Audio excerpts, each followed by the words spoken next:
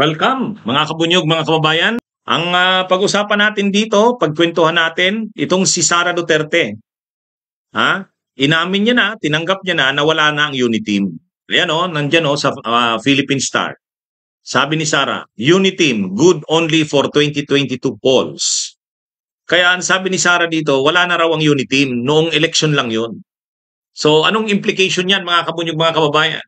Ang implication yan, ibig sabihin, walang alyansa na ngayong 2025. Wala na. Talagang kumbaga, dati kasi 'di ba, pag tinatanong yan si Sara Duterte, kahit si Marcos Jr., si PBBM, pag tinatanong din tungkol sa Unity, ang sinasabi nila, kami ni Sara wala naman kaming problema, okay pa rin naman kami. O yun. Ganon din si Sara pag kami ni PBBM, okay pa naman kami. Yung iba lang naman ang may problema, pero yung samahan namin, ano pa naman eh.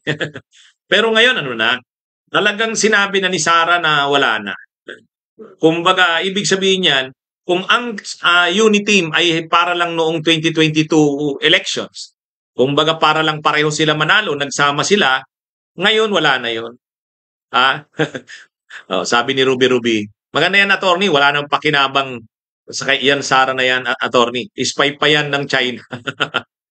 So, ibig sabihin, sa election sa 2025, ibang grupo na talaga si Sara, iba na rin sila Marcos. Kung dati nagsama sila, parang sinasabi ni Sara, oo, magkasama kami, pero nung 2022 yan. Nung 2022 yan, nanalo na kami, wala na yon. Nung panahong mga kandidato kami, Uniteam, pero ngayon wala na yan.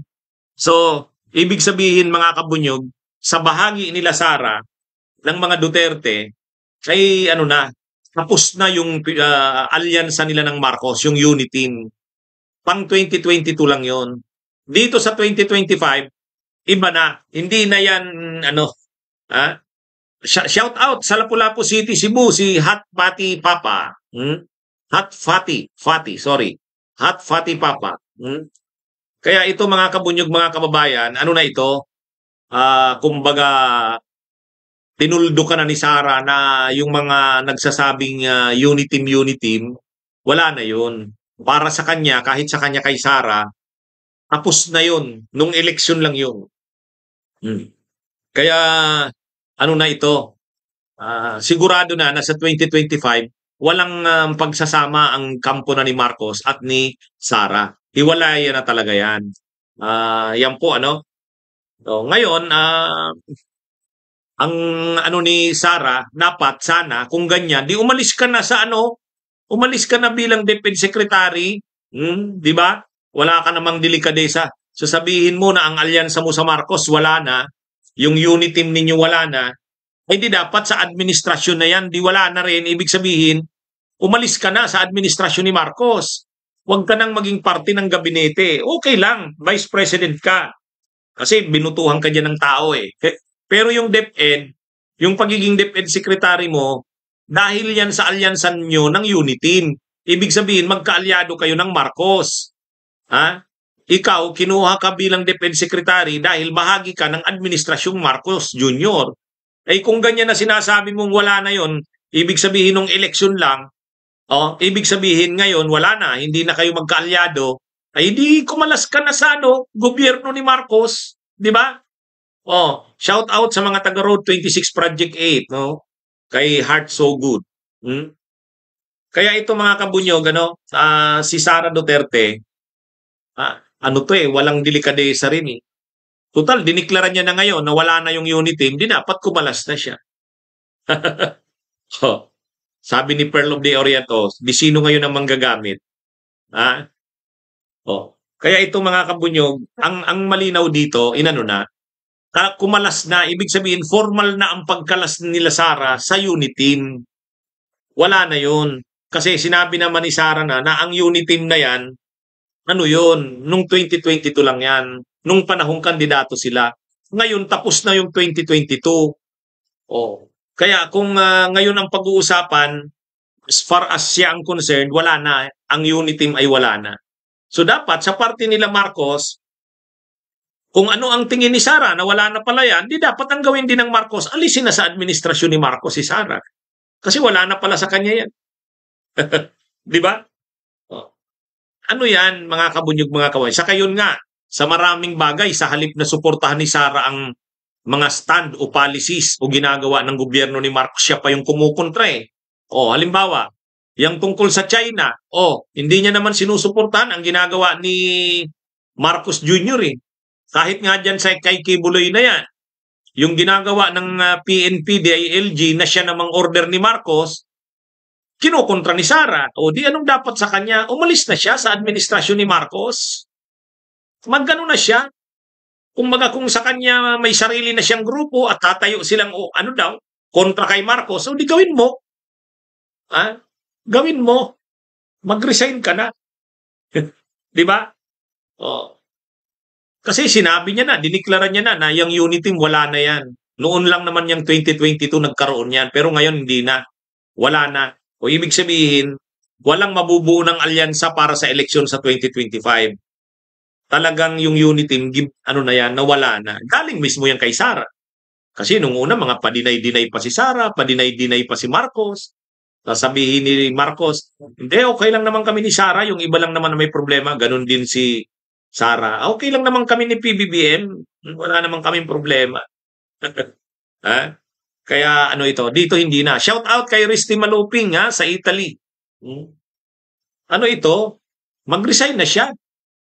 Manatili siyang vice president kasi elected siya dyan. Pero yung pagiging defense secretary, wala na. Kasi siya na mismo nagsabi, wala na yung alyansa niya sa Marcos. Kinukontra niya pa naman ngayon yung mga ginagawa ng administrasyon ni Marcos. Yung tungkol sa China, hindi niya sinusuportahan. Yung tungkol dyan kila Kibuloy, mas dinidipinsahan niya pa sila Kibuloy. Ano na yan? Kung may delikadesa, mag-resign na siya sa administrasyon ni Marcos. Bumelo na lang siya bilang vice president. Hindi naman siya matatanggal doon except through impeachment eh. Pero yung defense secretary, hindi na. Ito pa. Nung tinanong siya tungkol doon sa memorandum, ano ba yon?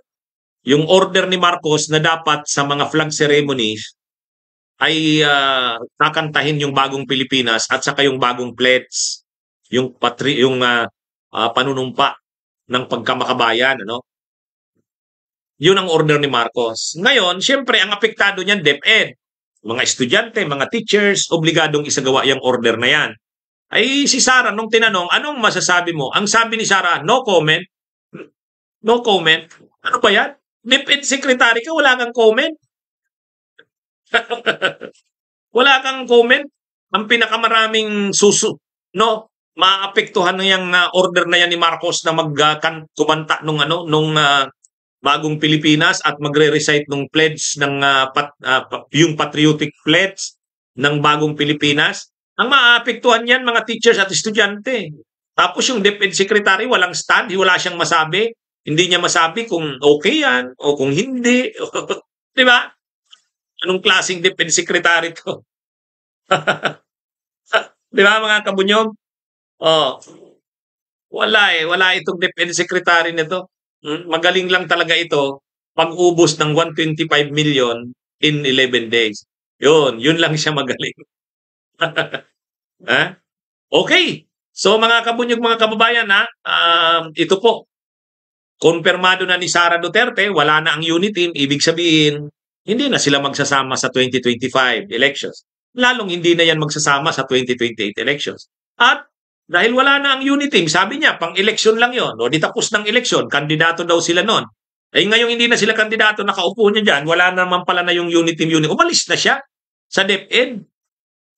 Or delikadesa. Or delikadesa. Yun. Kaya lang, hindi lang pala ito walang H na honesty. Walang dirin. Walang delikadesa. Di ba?